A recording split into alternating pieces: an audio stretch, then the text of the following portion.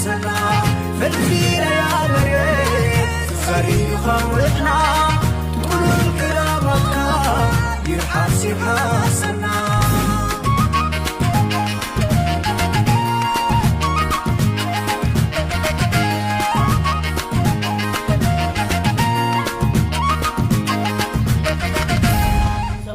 تلتي مدبات فنكلير ميديا كمي تحضروا نلوم صوني 4 قنبوت بقدام يتحست مدبات قريبا لكو نمك تالكم بخبري عدم سناي مك تال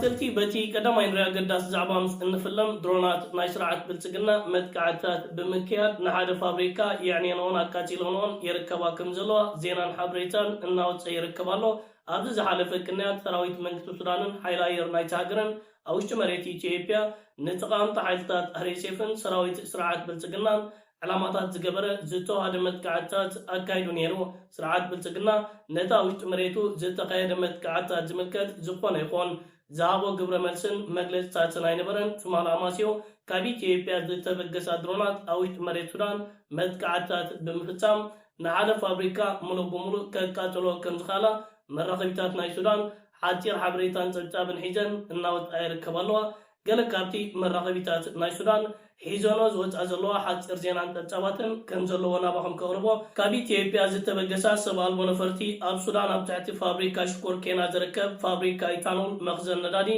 ملو بملو يعني نو ايتيوبيا لالاونتنا تحسا متكعت فتي مالا عدا بعتب منقدي كنمول سينا كبل منقسو سودان ملاشين قبر ملسن ايبي ركبالو እዚ ዜና መብዛሕትአን መራኸቢታት ናይ ሱዳን ብከምዚ ዓይነት መንገዲ እናተብፀቦ ይርከብ ኣለዋ እዚ ኢትዮጵያ ፈፂማቶ ትርከብ ዘላ ከምዚ ዓይነት መጥቃዕታት ነታ ኣብ ሞንጎ ክልቲአን ሃገራት ተኸሲቱ ዝርከብ ዘሎ መሰሓባት ነዳዲ ዝውስኽ ኣጋጣሚ ኮይኑ ይርከብ ኢትዮጵያ ምስ ሕቡራት ኢማራት ዓረብ ብምትሕብባር ነታ ኣብ ሱዳን ተኸሲቱ ዝርከብ ዘሎ ኩነታት ተጋድድ ዘላ ሃገር እያ ሰራዊት መንግስቲ ሱዳንን መንግስቲ ናይቲ ሃገርን ብተረጋጋሚ ግዜ ካብ ውሽጢ መሬት ኢትዮጵያ እናተበገሳ دروناتن نفرت كويناتن أبلغ علامات سراويت منقص السودان مدكعتات يفجم كم جلوا نمعبر سب عالم كفلتن كستات كغرب تنحن اللون زت مالي إثيوبيا وسيدات تركب جلا كم زعينت سبنتات ند سراويت منقص السودان حيل أير نايت هاجرن بتقدات علي أبجز حلف معلتات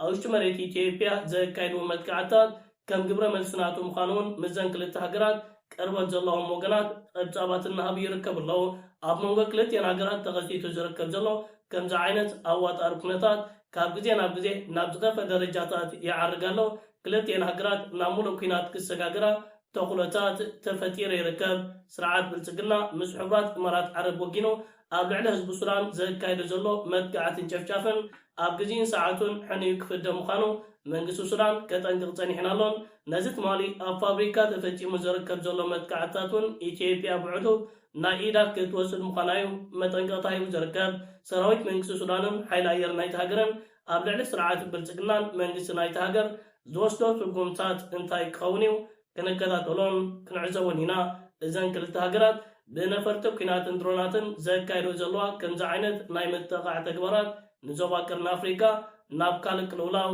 ዘእቱ ኮይኑ ይርከብ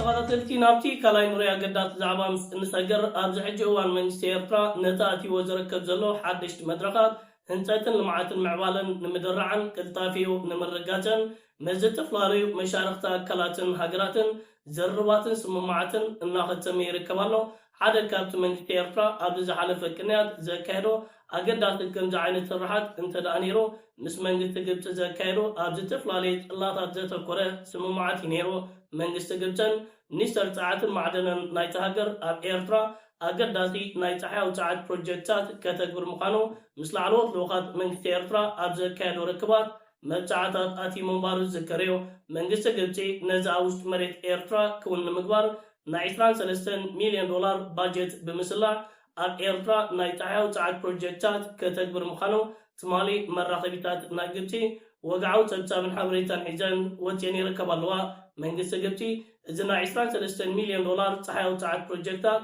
ኣብ ውሽጢ መሬት ኤርትራ ዝተኽሎን ዘሰላስሎን መፈለምታ ከም ዝኾነ ንካልኦት ዓበይቲ ፕሮጀክትታት እውን መበገጅታት ከም ዝኾነ ኣብዚ ሓበሬታ ተጠቂሱ ይርከብ ኣሎ።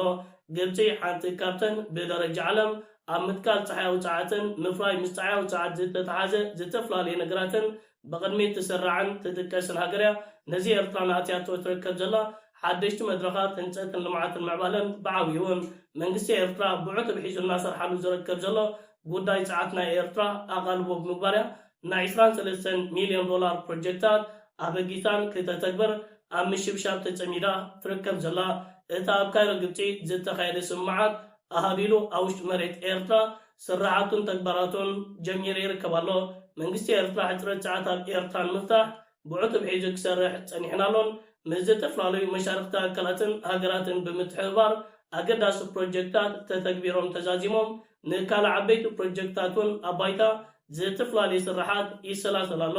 እዚ ኣብ መንጎ ኤርትራን ግብፅን ዝተኸተመ ስምምዓትን ንትግባር እዩ ተጀሚሩ ዝርከብ ዘሎ። ከምዚ ዓይነት ምንቅስቃስ ኣገዳስን ንሃገርና ኤርትራ ኸ ንመዳይ ፀዓታ ሙሉእ ብምሉእ ዝፈትሕ ክኸውን ተስፋታት ተነቢሩ ይርከብ።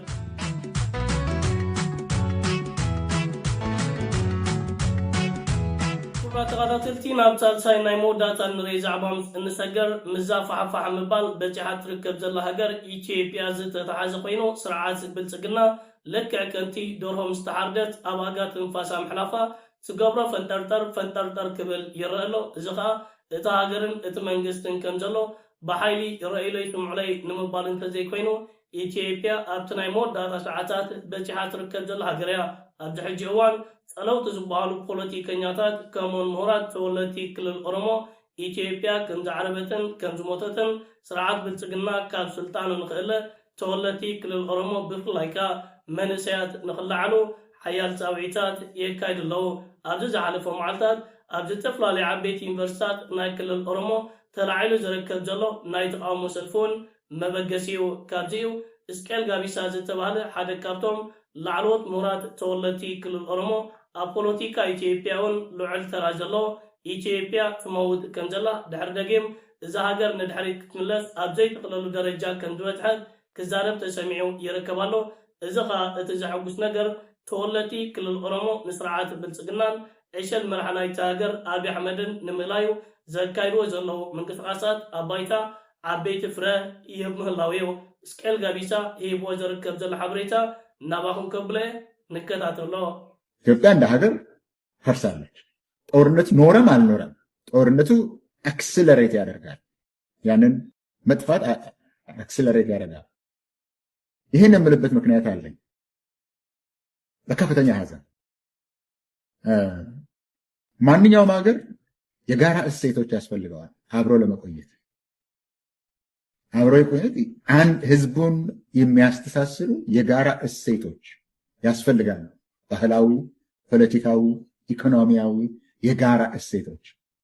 ይህ ሀገረ መንግስት ከወደቀ ለሁላችን አይጠቅምም እንድትል የሚያደርግ የጋራ የሆነ ነገር ያስፈልጋል። ቢያንስ ኢትዮጵያ ውስጥ ሀገረ መንግስቱ የጋራ መሆን አለበት። በባንዲራ ባንስማማ፣ በህገ መንግስት ባንስማማ፣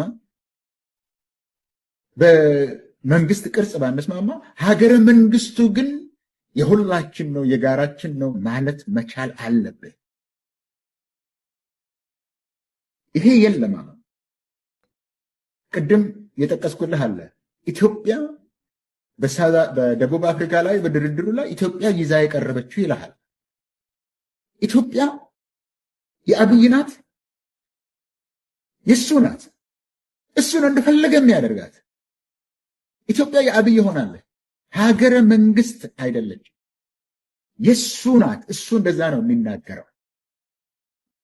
ሁለተኛ ሀገረ መንግስት መሆንና የጋራ እሴቶች ብቻ ሳይሆን እንደ ሀገረ መንግስት ደግሞ ፈንክሽን ማድረግ አለበት። አንድ መንግስት ለብልጽግና ይሁን ለኢህአዴግ ይሁን ለሌላ በአደራ የተሰጠ ነው። ይህ ስቴት የስቴት ማሽነሪ የስቴቱ ማሽነሪ በአደራ የተሰጠ ነው። እነዚህ ግን እንደ ባለ አደራ አይደለም አገሩን ሲያስተዳድሩ የነበሩት ኦህዴዶች። እንደ ባለ አደራ አይደለም። አደራ ነው የተሰጠን ብሎ አይደለም። ለገንዘብ፣ ለሹመት፣ ለገዛ ራሳቸው አልፎ ደግሞ ለማሳመር አሁን እኮ የኢትዮጵያ በኢህአዴግ ጊዜ አንድ ዲቨሎፕመንታል ስቴት የሚባል ነገር አለ አይደል? እሱን እንገነባለን ሲባል ነበር አይደል? አሁን ቢዩቲፊኬሽን ስቴት ነው ኢትዮጵያ የምትገነባው። ይሄንን አልተስማማንበትም። በዚህ ጉዳይ ላይ አልተስማማንበትም። ተስማምተን አይደለም ለገንዘብ ብለው ነው የሚያደርጉት ስልህ በዚህ ጉዳይ ላይ የሚሰራው የአገራዊ ፕሮጀክት ስልህ ይሄ የኮሪዶር የሚባል አለ። በኮሪዶር ውስጥ አንድ ምሳሌ ልስጥህ። ይሄ እነዚህ አምፖሎቹን ታውቃለህ አይደለም? እንደዚህ በከተማ ውስጥ የተሰሩትን አንድ ካምፓኒ ነው የሚያመጣቸው። አንድ ኩባንያ ነው የሚያመጣቸው ከውጭ ሀገር። ሀገረ ግንባታ የምትለው ለጥቂት ሰዎች ገንዘብ የሚያመጣ ጉዳይ ነው እንጂ የሀገር ጉዳይ አይደለም። ቀለም አልፈልግም፣ ቀለሙ ሁሉ አንድ አይነት መሆን አለበት ብሎ የለም እንዴ?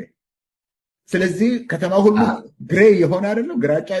ያንን ቀለሙን የሚያቀርበው አንድ ኩባንያ ነው። የኩባንያው ባለቤት ደግሞ እነሱ ናቸው። አየህ፣ መንግስት እንደ ሀገረ መንግስት የጋራ እሴቶች የለንም ብቻ ሳይሆን እንደዛም ፋንክሽን ሲያደርግ አልነበረም። እንደ ግል ንብረት ነው ሲያዞሩት የነበረ። የግል ንብረት ምሳሌ ነው የሰጠው። ሌላው የኢትዮጵያ ሕዝብ በምን እንደሚኖር እኮ አያውቅም። አሁን አዲስ አበባ ከተማ ውስጥ በመርካቶ ላይ ልብስ አለ፣ ጫማ አለ፣ ዋጋው ከፍ ያለው ነው እንጂ እንዴት እንደሚመጣ ታውቃለህ? እንዴት እንደሚገባ ታውቃለህ? ውጭ ሀገር ምንዛሬ የለም እየተባለ የለም እንዴ? ምንዛሬ የለም እየተባለ ነው። እቃ ግን አለ። ከየት እንደሚመጣ ድይኖ ከየት እንደሚመጣ ይሄ እኮ በኮንትሮባንድ በሞግዲሹ ገብቶ በኮንትሮባንድ የኮንትሮባንድ ባለቤቶቹ መንገድ ይገዛሉ። መንገድ መግዛት ማለት ለተወሰነ ሰዓት 50 ኪሎ ሜትር ላይ ለወታደር ባለስልጣኑ ገንዘብ ይሰጠዋል። ስለዚህ ያንን የገዛው ኩባንያ 20 መኪና ይሁን 50 መኪና ቀጥታ ያስገባል። ችግር የለም።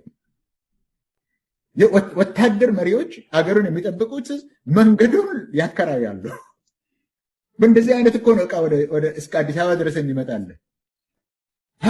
ይህንን ምልና ምሳሌውን የምሰጥህ ያለሁት መንግስቱም የሀገረ መንግስቱ ይሄ ስቴት መሽነሪው እንደ መንግስት ህግን፣ ስርዓትን፣ ተቋምን የሰራ አይደለም።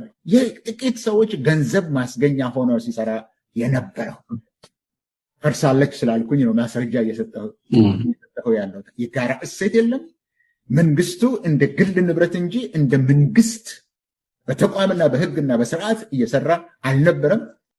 ክቡራት ተኸታተልቲ እዚ ኩነታት ከምዚ ክንከታተሎን ክንዕዘቦን ዝፀናሕናይ ኢትዮጵያ ከም ሃገር ፀጥታዊ ኩነታት ናይታ ሃገር ኣብ ዝተፈላለዩ ክልላት ናይታ ሃገር ዝግበር ዘሎ ኩናትን ወረኩናትን ብዓብይኻ ቁጠባ ናይታ ሃገር ሓመድ ምልሓሱ ኢትዮጵያ ከም ሃገር ከም ዝወደቐት ዘርኢ ዓበይቲ ምልክታት ከም ዝኾነዩ ትንታነታት ክቐርብ ፀኒሑ ድሕሪ ደጊም ኢትዮጵያ ኢምፒጅን ተኺልካ ከኒና ውሒድካ ነድሕሪት ክትምለሰሉ ኣብ ዘይትኽእል ደረጃ በፂሓ ትርከብ ስርዓት ብልፅግና ናይ መወዳእታ ዓጆ ነታ ሃገር ተሰኪምዋ ንዕርብራብ ምኻድ ጥራይ ኮይንዎ ይርከብ።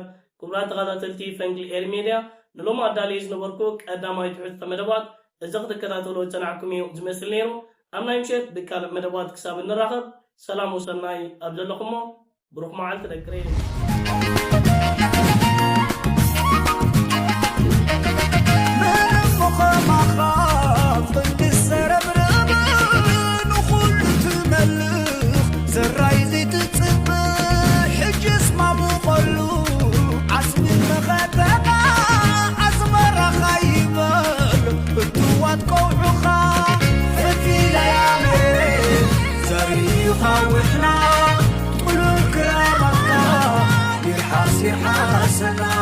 فالفينا يا مريم صريخة